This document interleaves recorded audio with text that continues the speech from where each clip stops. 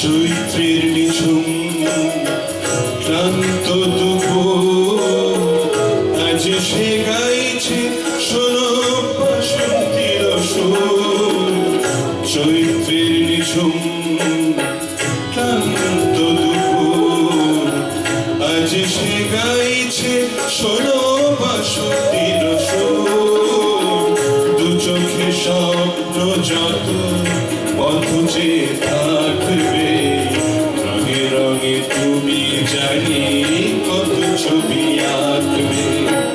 অভিমানী চলে গেলে জানি ফিরে আসবে।